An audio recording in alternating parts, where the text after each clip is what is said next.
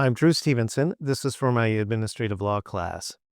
Here we're going to be talking about the U.S. Supreme Court case from 1976, Buckley v. Valeo, and we're going to be focusing on the part of the case that's about the presidential appointment powers.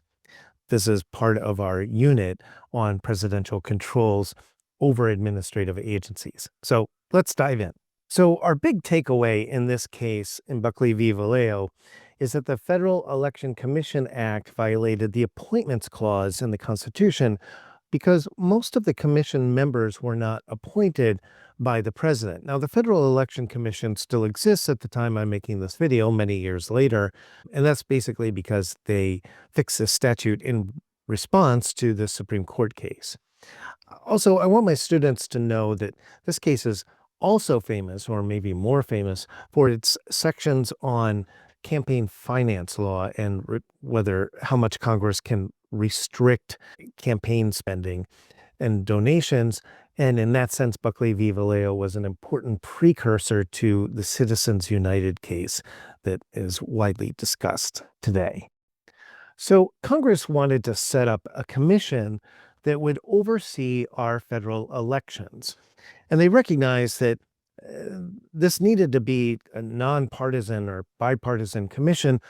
Otherwise, whatever party was in control of the commission or the executive branch would maybe have election outcomes or make decisions that favored their party in close cases or questionable cases. So to try to solve that, they created an election commission that had two commissioners who would be appointed by the president. One had to be a Democrat and one had to be a Republican.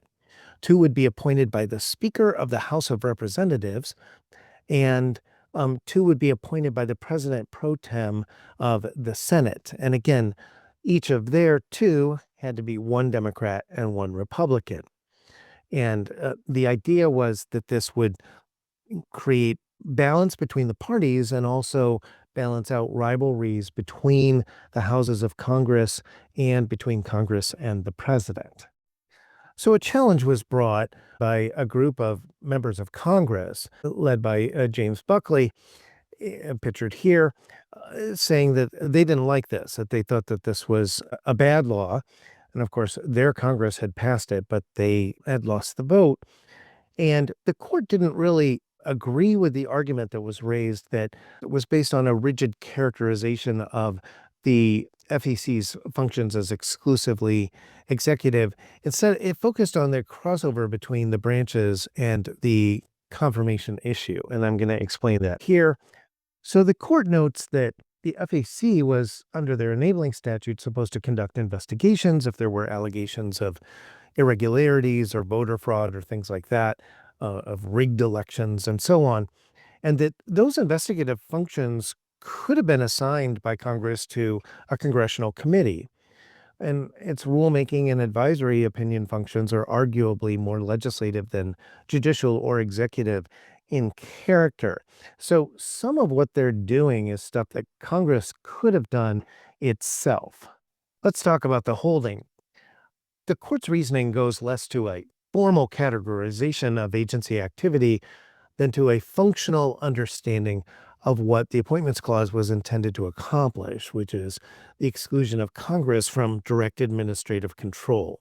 So it wasn't enough for the court that technically the agency is an executive agency or an independent commission or something like that.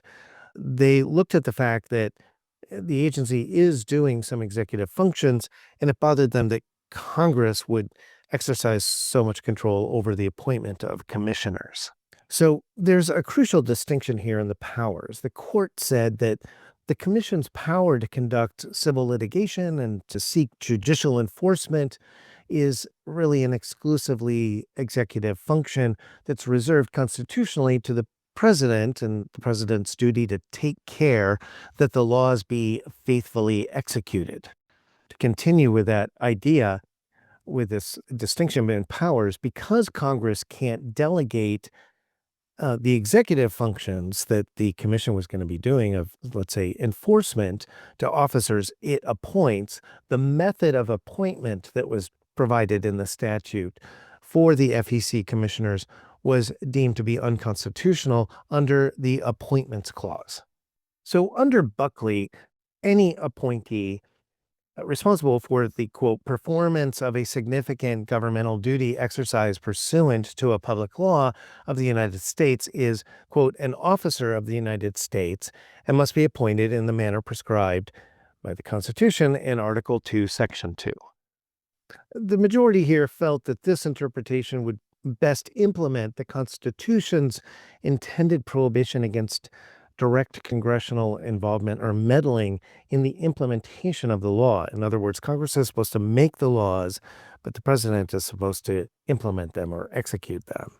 And the statute here thus violates the separation of powers, regardless of the form that the implementation takes. So this isn't a critique of the agency's policies. For example, this isn't a critique of any specific thing the Federal Election Commission had done or decided. This is a sort of structural argument that the way or method in which commissioners are appointed is unconstitutional. Now, this case is from 1976, and at the time, it was established doctrine that Congress could limit removal powers of the president. In other words, say that the president could only remove commissioners for good cause. Decades later, at the time I'm recording this video, that's in a state of transition at the U.S. Supreme Court. We have some cases pending where the court has signaled that they're going to take things in a new direction. But the argument that was raised was, well, doesn't Congress, when they impose restrictions on the president's ability to remove people, in a sense, limit the president's power and bolster or take some power or boost Congress's power?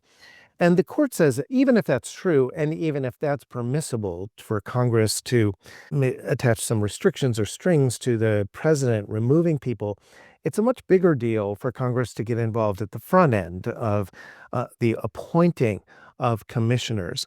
And besides the Senate confirmation process that the Constitution provides, that this is too much of a power grab by Congress.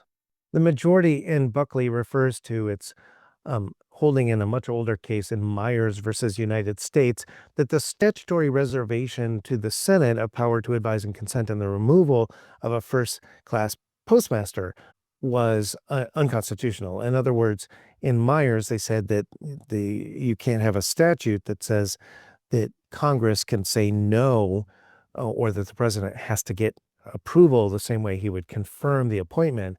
He has to get Senate confirmation for a removal. So that was held unconstitutional, and the court brings that up again here.